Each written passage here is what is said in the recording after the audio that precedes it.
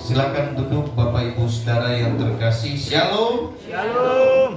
Sekali lagi shalom. Shalom. Ya.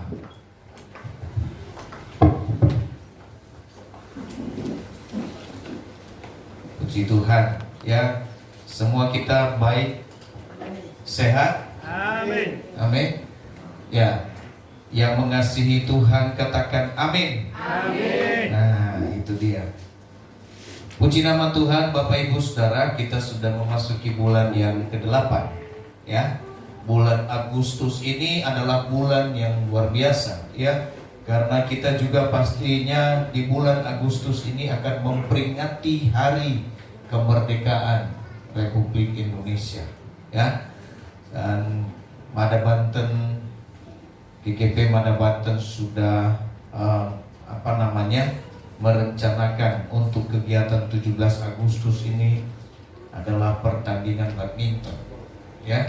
Jadi bagi siapa saudara-saudara segera mendaftar ya, batas tanggal 10 nanti ya. Saudara yang mau ikut dan punya ingin mengeluarkan keringat, bukan ngejar menangnya tapi kebersamaannya ya. Main badminton nanti dilaksanakan di Pamulang. Nah, saudara yang terkasih, salah satu yang kita bangga adalah bangsa Indonesia ini merdeka. Amin. Merdeka tahun berapa? Oh, tahun 45. Puji Tuhan masih ingat ya. Ya, saya kira tahun 60 kan gitu ya. Puji Tuhan, 1945. Nah, saudara yang terkasih, ini adalah anugerah terbesar yang Tuhan berikan bagi bangsa kita ya, sehingga bangsa kita tidak hidup lagi di dalam penjajahan. Kalau hidup dalam penjajahan, apapun yang dihasilkan ya, kita tidak nikmati tapi orang lain. Tapi ketika Tuhan memberikan kita kemerdekaan, saudara, maka apapun yang kita kerjakan, seluruh hasil bumi yang ada adalah dinikmati oleh bangsa itu sendiri, dinikmati oleh kita yang bekerja. Itulah sebabnya anugerah juga keselamatan diberikan Tuhan bagi kita, supaya kita bisa menikmati berkat Tuhan. Sebab kalau Tuhan tidak menyelamatkan kita, tidak memberikan kita kemenangan, maka saudara, kita akan menjadi orang-orang yang terus hidup dalam dosa dan menjadi tidak dapat menikmati berkat Tuhan. Amin. Ya, siapa yang sudah menikmati berkat Tuhan di sini? Ya, puji Tuhan, semua sudah menikmati. Berarti kita semua adalah orang merdeka. Puji Tuhan. Nah, di bulan Agustus ini saudara, kita akan berbicara dengan satu tema yang Tuhan berikan bagi kita, bahwa kekuatan ya, kekuatan persatuan di dalam persekutuan ya, persatuan dalam persekutuan ya. Saudara, itu yang sebabnya kenapa tadi saya singgung bangsa Indonesia. Bangsa Indonesia ini tidak akan menang kalau hanya ada seorang diri yang berjuang ya. Coba bayangkan kalau hanya waktu itu Soekarno yang berjuang atau pahlawan-pahlawan itu yang berjuang, saudara, pasti tidak ada kemenangan. Tetapi kenapa bangsa Indonesia menang? Karena seluruh rakyatnya, baik pemimpin dan seluruh rakyat yang ada bersatu ya, satu tujuan untuk mencapai kemenangan. Jadi saudara, bangsa Indonesia bukan menang karena seorang pribadi yang hebat ya, tapi bangsa Indonesia juga menang karena apa? Satu persekutuan, satu persatuan dan kesatuan yang luar biasa, maka bisa merdeka. Demikian dengan kita sebagai orang percaya, saudara yang terkasih, di dalam kehidupan kita ya, yang Tuhan inginkan jugalah supaya kita bersatu. Ya, kenapa? Karena doa daripada Tuhan itu sendiri, Tuhan menginginkan supaya semua yang percaya kepada Tuhan itu bersatu. Ya. Kenapa saudara? Kesatuan ini menjadi satu lambang yang luar biasa Ya, satu unity yang luar biasa. The power of unity. Artinya apa? Kekuatan di dalam persatuan. Ya. Dan ini dilambangkan, dimulai dari mana? Dimulai dari Allah itu sendiri. Allah itu adalah 3 pribadi. Saudara, ya, Allah Tritunggal, 3 pribadi, satu Allah. Saudara yang terkasih dalam nama Tuhan, unity-nya mereka terlihatnya satu. Ya. Jadi Allah kita itu unity. Nah, oleh sebab itu dimulai dari sana kita juga unity, saudara. Ya. Jadi kita tidak ada contoh yang lain, ya, yang mungkin kita lebih sempurna, ya, saudara, daripada Allah itu yang unity. Ya, Allah Tritunggal itu unity adalah pertama Bapa, Anak, dan Roh Kudus. Ketiganya adalah satu. Ketiganya adalah Esa. Ya, mereka adalah satu. Ya, Bapak Ibu Saudara yang terkasih, inilah yang pernah saya jelaskan bagi kita bahwa, ya, saya mungkin hari ini tidak saya jelaskan bagaimana siapa Bapa, siapa Anak, siapa Yesus. Ya, yang jelas saudara bahwa 3 pribadi masing-masing punya kepribadian. Ya, kalau masing-masing punya kepribadian berarti ada 3 pribadi. Ya, masing-masing punya keinginan, tapi mereka sehakikat bahwa mereka adalah Allah. Satu Allah. Orang percaya menyembah 3 Allah, bukan satu. Ya, Allah kita satu.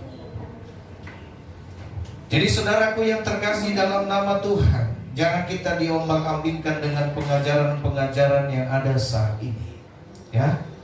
Ya, karena meluas, melebar, ya, salah ngomong saja sudah.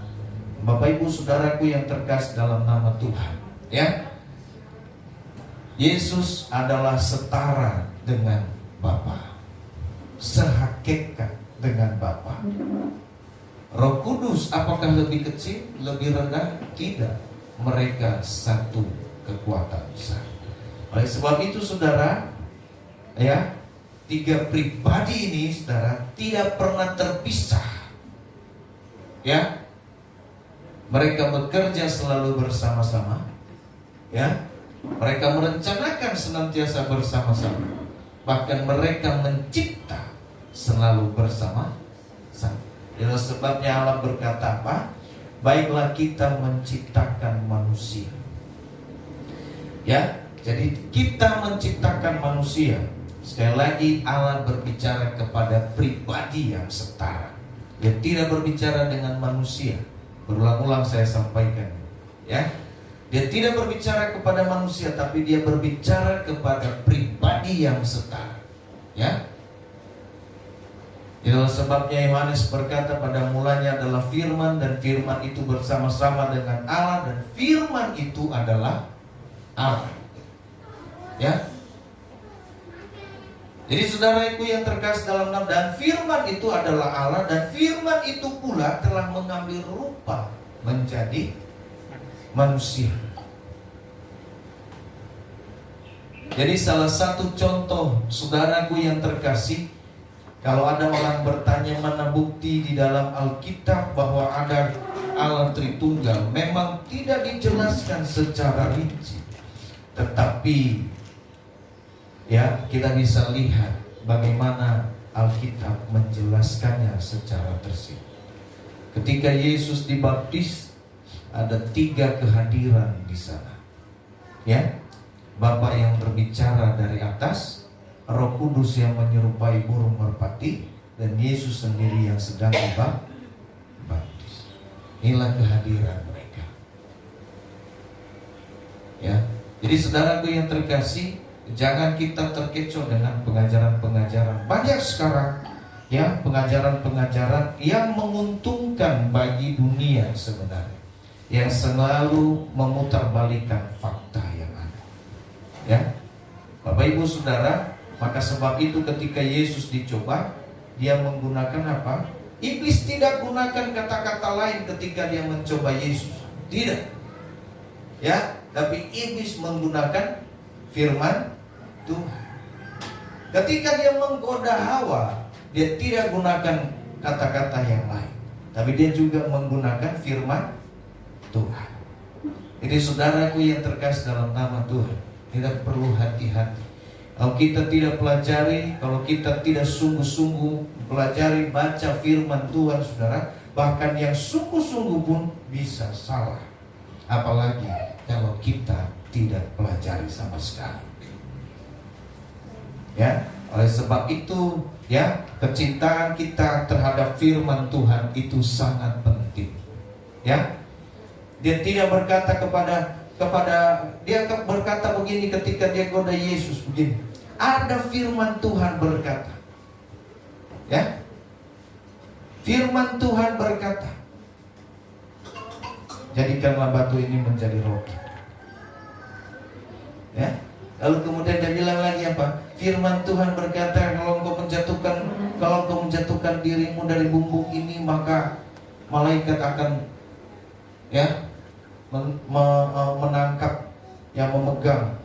Saudaraku yang terkasih, akhirnya Tuhan bilang apa? Ada firman juga Tuhan berkata, janganlah engkau mencobai Tuhan Allah. Jadi saudara, lawannya iblis adalah firman Tuhan juga.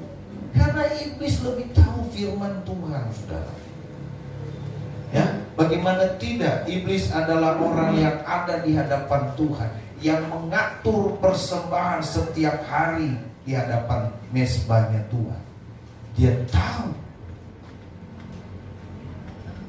ya. Maka itu sebagai anak-anak Tuhan kita harus lebih dari, ya. Kita selalu digoda oleh Tuhan, oleh iblis ini. Nah, saudara yang terkasih, itulah sebabnya kita harus ada di dalam persatuan. Kalau tidak, kita akan terpecah-pecah. Ya. Oleh sebab itu kita harus senantiasa berkumpul, ya. Kita harus selalu ada di dalam satu kesatuan. Satu kesatuan apa yang Tuhan inginkan? Satu kesatuan di dalam persekutuan. Karena saudaraku yang terkasih, ada persekutuan, banyak persekutuan, ya. Tapi ada juga persekutuan yang di luar Tuhan, ya. Persekutuan dalam Tuhan seperti komsel, doa dan segalanya, ya, ibadah, itu adalah persekutuan. Kita membicarakan firman Tuhan. Ada persekutuan di luar, ya, membicarakan orang lain. Banyak seperti ini. Inilah yang harus kita perlu perhatikan. Nah, bagaimana kita kuat? Kita harus ada dalam persekutuan. Oleh sebab itu, mari kita baca dulu terlebih dahulu. Kita baca firman Tuhan, ya, di dalam Kisah Para Rasul pasal 2 ayat 42.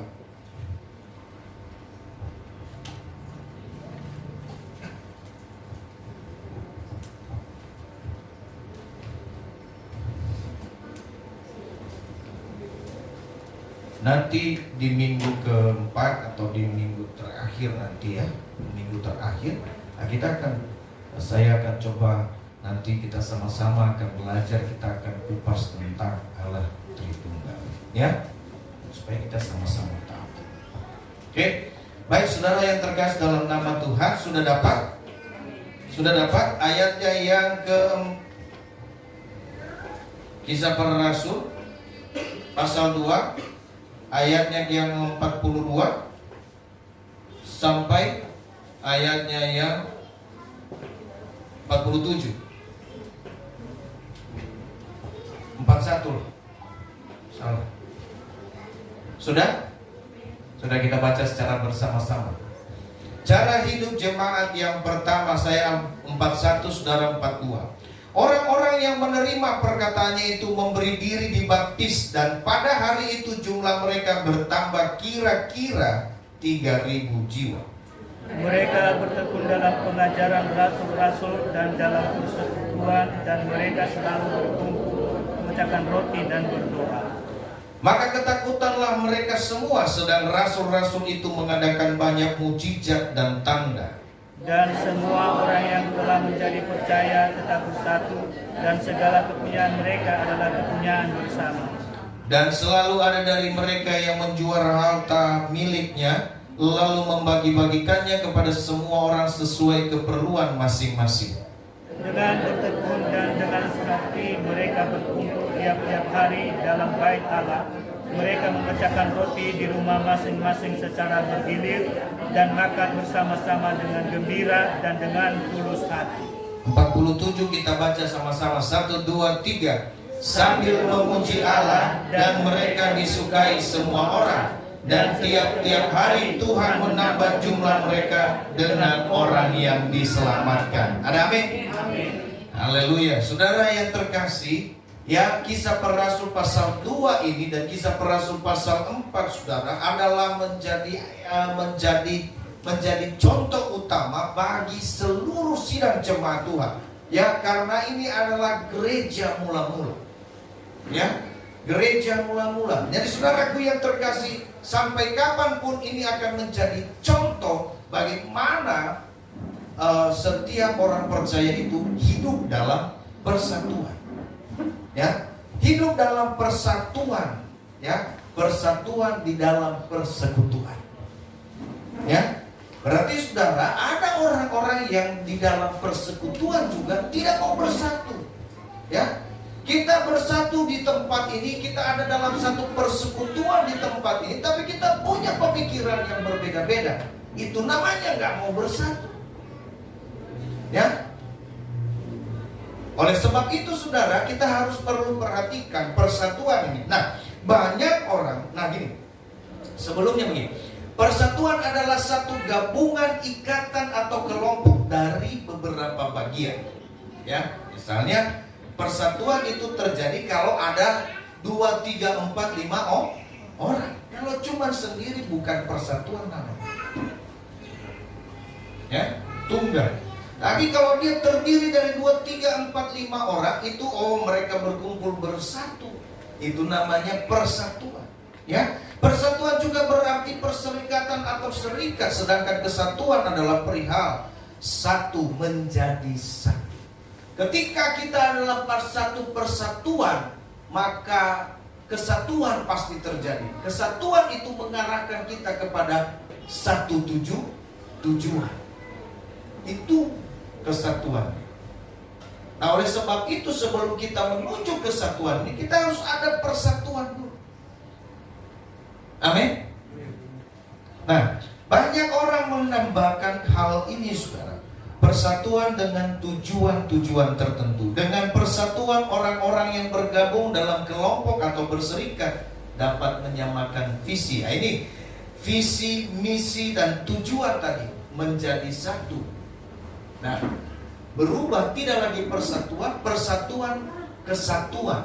Ya. Jadi tinggal satu visi dengan persatuan. Ya, sedangkan saudaraku yang terkasih dalam nama Tuhan, ya, kita melihat kesatuan itu membuat orang-orang kelompok itu dan bersatu menjadi kuat. Coba bayangkan saudara yang terkasih, ya, orang-orang ketika bersatu akan menjadi kuat. Ya, tidak mudah diombang-ambingkan. Nah, seperti tadi pengajaran-pengajaran, kalau kita selalu berkumpul, saudara, maka kita akan menjadi kuat. Kita tidak menjadi orang yang diombang-ambingkan oleh pengajaran-pengajaran. Karena banyak sekarang bermunculan pengajaran-pengajaran yang tidak, yang sepertinya firman Tuhan, tetapi tidak dari Tuhan. Ya, oleh sebab itu kita perlu berhati-hati.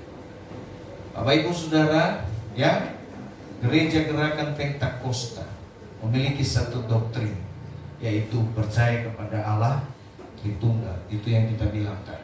Aku percaya kepada Allah. Ini pengakuan iman daripada ke-12 rasul. Aku percaya kepada Allah. Aku percaya kepada Yesus Kristus. Aku percaya kepada Roh Kudus. Ya, kalau ada orang-orang yang tidak percaya dengan hal ini, saudara, berarti dia tidak bersatu dengan kita. Ya, ini dengan tegas Gereja Gerakan Pentakosta mengakui 3 pribadi Allah Tritunggal. Jadi kalau kita hanya menyembah Bapa saja yang dikatakan Yahweh, lalu kemudian mengesampingkan Yesus atau mengesampingkan Roh Kudus, saudaraku yang terkasih dalam nama Tuhan, ya, kita sama saja dengan menghina Tuhan. Ya. Oleh sebab itu, ya, dengan tegas kita sebagai warga, ya, jemaat GGP, ya. Nah, Bapak Ibu Saudara, kita belajar bersama-sama bagaimana jadinya, ya, kesatuan dan persatuan ini bisa terjadi di dalam kehidupan kita dari kebenaran firman Tuhan yang kita baca.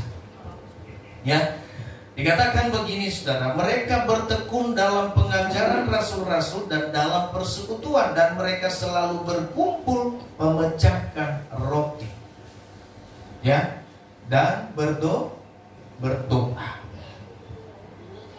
Nah, Bapak Ibu Saudaraku yang terkasih dalam nama Tuhan, kekuatan ini luar biasa. Kekuatan persatuan dalam persekutuan ini luar biasa. Ya, saudara, kita lihat kekuatan yang terjadi. Pertama-tama saudara, kekuatan yang terjadi yang dimana mereka sudah melaksanakan persatuan ini, ya, kita melihat bahwa, ya, adanya rasa tanggung jawab di dalam setiap pribadi. Masing-masing memiliki satu tanggung jawab. Kenapa? Karena mereka hidup dalam persatuan. Jadi saudara, ada tanggung jawab yang satu dengan yang lain, ya. Masing-masing bertanggung jawab. Dia berkata, dan semua orang yang telah menjadi percaya dan segala kepunyaan mereka adalah kepunyaan. Ada tanggung jawab di sana. Mereka mengerti betul di dalam setiap berkat yang kita terima ada, ya, bagian-bagian bagi orang lain. Ya. Jadi bukan berarti ketika saya diberkati oleh Tuhan, saudara, ini buat saya, ini milik saya. Tidak, saudara. Di sana ada bagian-bagian mungkin orang lain yang Tuhan kirim untuk kita. Amin. Ini yang harus kita perlu perhatikan ketika kita ada dalam persekutuan ini. Persatuan dalam persekutuan ini yang akan terjadi, saudara. Kita akan memiliki satu kekuatan di mana setiap orang tidak akan merasakan yang namanya kekurangan. Kenapa? Karena masing-masing orang bertanggung jawab. Amin. Amin. Tapi permasalahannya saudara, ya, sampai detik hari ini kebanyakan daripada setiap kita masing-masing tetap acuh tak acuh. Ya. Kita hanya bisa berkata, kasihan. Betul? Memang kita kasihan. Kalau memang kasihan, ya doakanlah. Ya, minimal ketika kita saling bertanggung jawab satu dengan yang lain, saudara, mari kita saling mendoakan. Ya, pertanyaan saya, saudara, adakah kita saling berdoa satu dengan yang lain? Amin. Ya. Pernah nggak saudara mendoakan, misalnya contoh maaf ini, ya, anak muda ini, ya, Angel, pernah nggak doain Susi? Enggak kan? Ya jujur. Kita sama-sama dalam persekutuan, persatuan, tapi kita nggak saling mendoakan. Susi pernah doain Angel nggak? Pernah. Sementara Angel nggak pernah. Contoh sekarang seperti itu.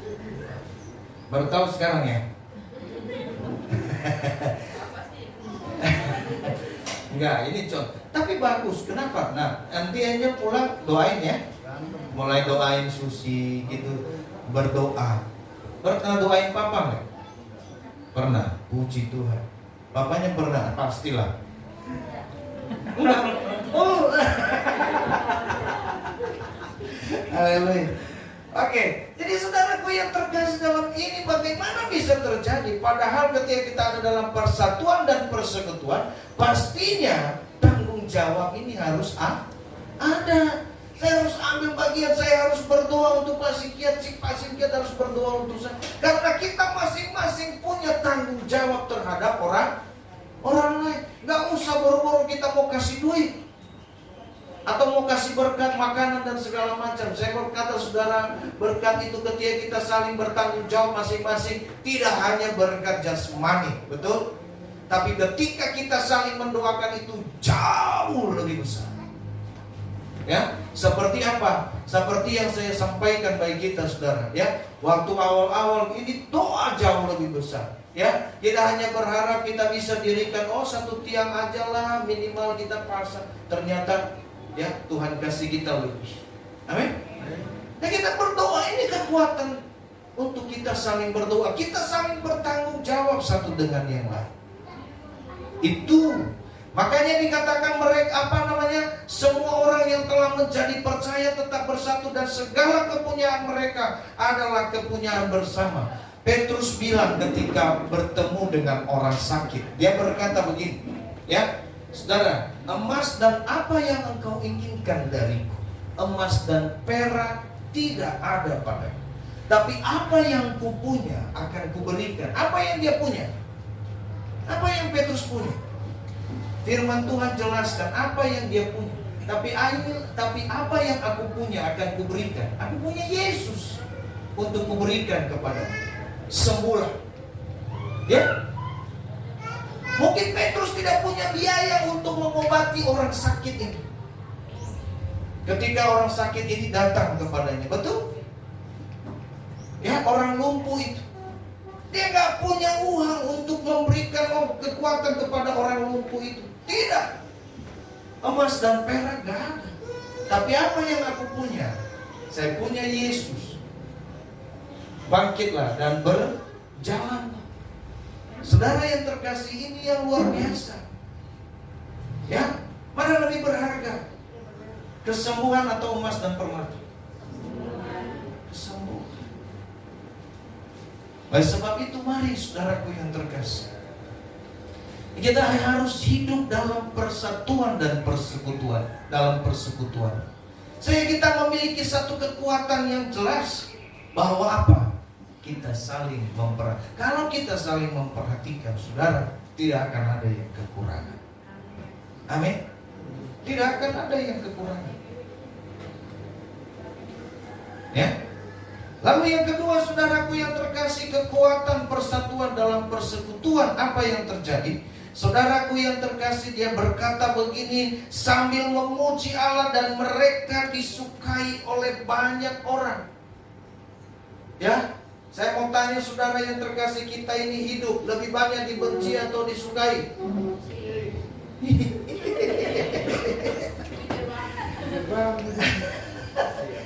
Ya, ya, kita ini lebih banyak dibenci atau disukai? Dibenci karena apa?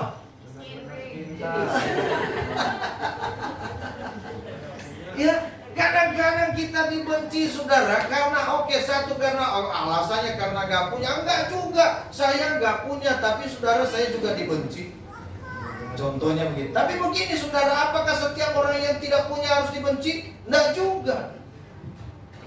Tapi permasalahannya adalah bagaimana hubungan kita itu dulu, ya. Maka gini saudaraku yang terkasih, ini firman Tuhan bukan sembarangan firman Tuhan. Ini benar adanya. Dia berkata sambil memuji Allah dan mereka disukai oleh semua orang. Saya mau sampaikan, waktu itu apakah aman-aman terjadi? Adakah keamanan? Tidak saudara. Mereka sedang dibabat waktu itu, ya. Bahkan orang-orang percaya waktu itu saudara hidup pada zamannya itu, ya.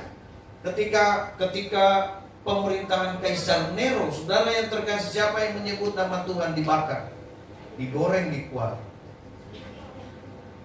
Ya, jadi saudara, mereka bukan dalam keadaan aman, mereka juga dibenci. Tapi firman Tuhan berkata, mereka disukai oleh banyak orang. Dan tiap-tiap hari Tuhan tambah jumlah mereka. Bapak Ibu Saudaraku yang terkasih, inilah satu kekuatan orang percaya, disukai oleh semua orang. Kenapa saudara? Karena ada Yesus di dalam hidup kita. Amin. Ya, kalau iblis yang ada dalam hidup kita, ya kita dibencilah. Ya. Kecuali kalau ada Yesus dalam hidup kita, lalu kemudian ada iblis, ya benci juga iblis sama kita, kan gitu. Ya. Makanya saudara, selama kita melakukan hal-hal yang benar di hadapan Tuhan, ada orang yang membenci, biarkan saja. Kenapa? Mungkin dia iblis. Kan seperti itu, contoh, kan gitu. Ya kita udah benar, misalnya contoh kita sudah berjalan dengan benar, lalu kemudian benci dengan kita, singgung juga enggak, kan gitu ya. Ya, lalu dia benci dengan kita. Ya. Berarti taruhlah kita benar nih, kita sesuai dengan firman Tuhan. Betul? Kita jalan, kita mengasihi, contoh seperti itu. Lalu benci. Kita dibenci, gak ada angin, gak ada hujan, kita dibenci. Saudara, ya, jangan-jangan ya. Ya. Karena anak Tuhan itu yang bencinya, yang membenci anak Tuhan itu hanya Nah, saudara semua anak Tuhan? Belum tentu. Oh. Jangan ada anak Inggris di sini. Saudara semua anak Tuhan? Amin. Saudara anak Tuhan? Amin. Berarti kalau saudara anak Tuhan berarti berbuat benar nggak? Ya kok. Ya kalau kita sudah berbuat benar lalu kemudian kita dibenci, saudara yang terkasih, berarti siapa yang membenci kita? Ya. Jadi saudara, ini satu kekuatan yang luar biasa sambil memuji Allah dan mereka disukai oleh semua orang. Ini adalah satu dampak yang besar, satu kekuatan yang besar ketika kita bersatu. Saya lihat saudara, kalau ada persatuan dan kesatuan di luar kita, di luar ya, di luar daripada gereja kita ini ya, mada-mada di kumpulan GGP Semada, mereka bilang sama saya, wow, bakat gue itu persatuan yang luar biasa. Mereka lihat begitu dari luar, mereka belum masuk dalam. Saya hanya bilang puji Tuhan. Ya, wow, kesatuannya luar biasa ya Pak. Di bakat gue itu semangatnya luar biasa. Enak kata tuh. Kan begitu. Tapi saya bilang doakan. Orang lain lihat kita itu persatuannya luar biasa.